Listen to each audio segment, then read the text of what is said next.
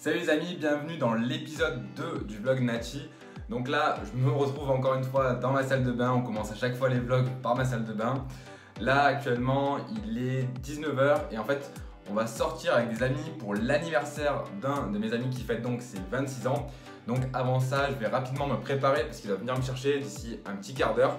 Donc je vais vous montrer comment je m'occupe de ma barbe, voilà comment je fais pour la tailler pour que ce soit un petit peu mieux que ce que c'est actuellement. Donc je vais vous montrer tout ça dans la vidéo.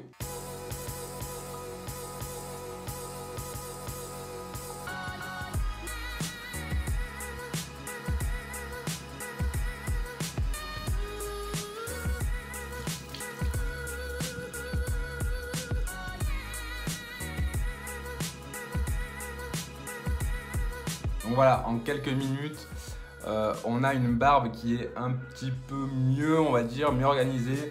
On est coiffé des cheveux à la barbe, on sent bon, donc on peut maintenant sortir.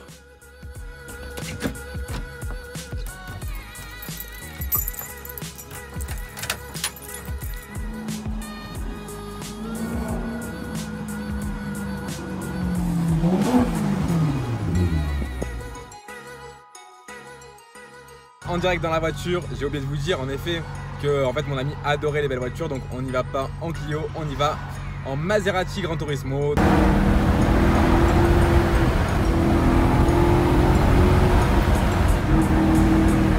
Donc voilà, c'est assez cool, même si voilà, c'est pas le genre de voiture que j'aimerais avoir, mais en tout cas lui c'est son kiff, donc tant mieux pour lui, on le félicite.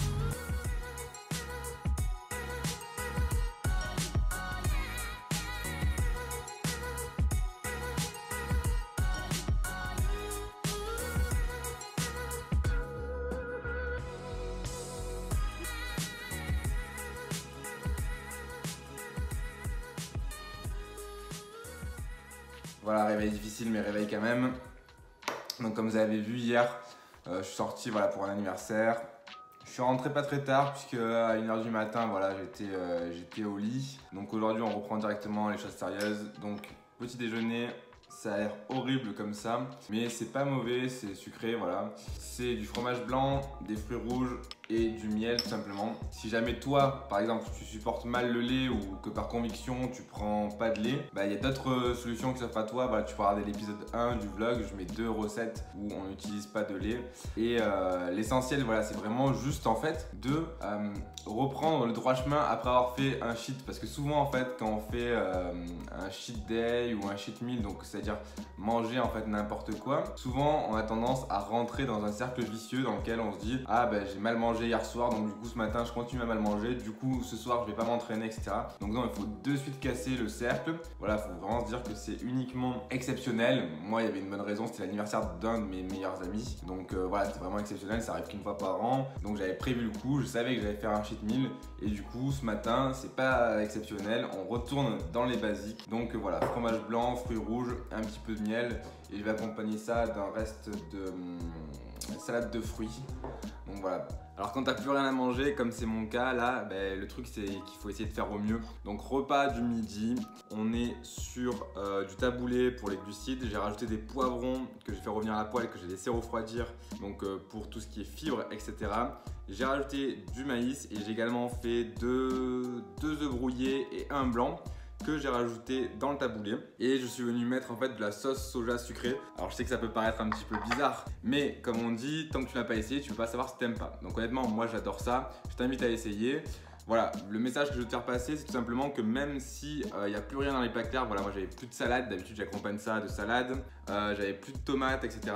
Ben, on essaye toujours de trouver une solution pour faire des repas sains, équilibrés, qui vont t'apporter des résultats d'un point de vue physique, tout en essayant de garder un petit peu de goût. Donc la sauce soja sucrée, ça amène un petit goût sympa au taboulé qui est un petit peu fade. Le fait de mettre des poivrons, ben, ça change un petit peu la texture. Le fait de mettre des œufs, ça va amener des protéines. Donc voilà, tu vois un petit peu l'idée. Laisse libre cours à ton imagination. Et pour le dessert, je me suis fait le classique, donc tranche d'ananas, baie de goji et noix de pécan. Donc je vais manger ça tranquillement et on se voit tout à l'heure.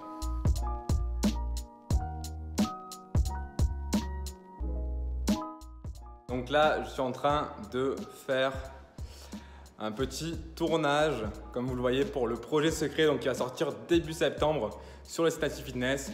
Donc voilà, abonnez-vous à la chaîne pour en savoir plus.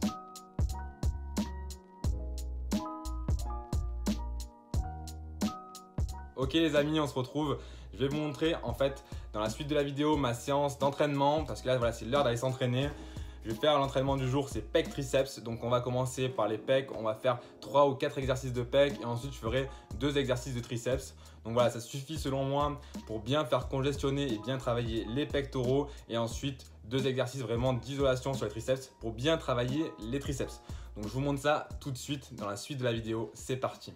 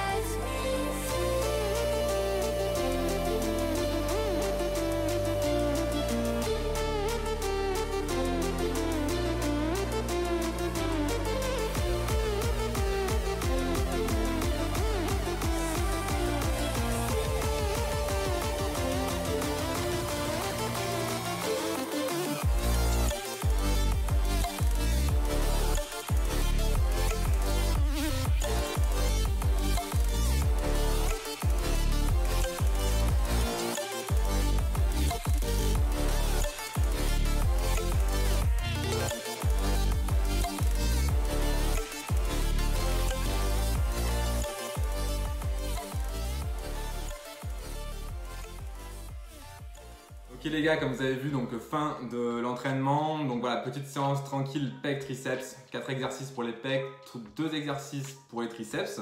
Et là, donc je viens de rentrer à l'instant, je vais me préparer à manger. Et juste avant ça, je vous avais promis de vous parler selon moi de la meilleure heure pour s'entraîner. Donc si vous avez vu le premier vlog, dans le premier vlog je m'entraînais le soir. Là aujourd'hui je me suis entraîné le matin.